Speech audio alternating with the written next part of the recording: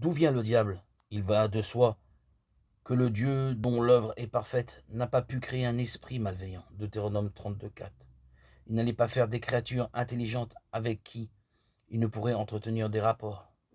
C'eût été contraire à la raison et incompatible avec l'amour divin. Psaume 5, 5, 7.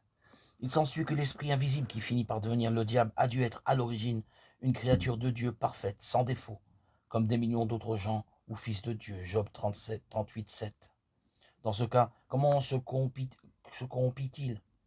Après la création du premier couple humain, cet esprit commença à se rebeller contre Dieu. Il se forma en lui le désir d'être adoré. À cet effet, il incita Adam et Ève à se rebeller contre Dieu. Comment y parvint-il?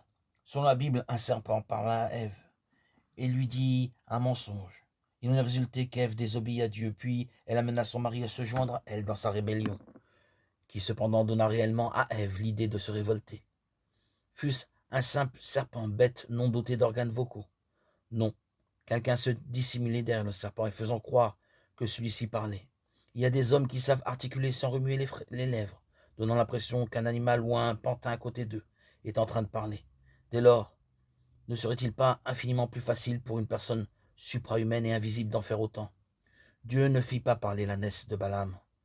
Nombre 22, 28. En Éden, Satan parla par le serpent. C'est pourquoi la Bible appelle le diable ou Satan le serpent originel, celui qui a introduit dans l'univers la rébellion et le mal. Apocalypse 12, 9, 2 Corinthiens 11, 3.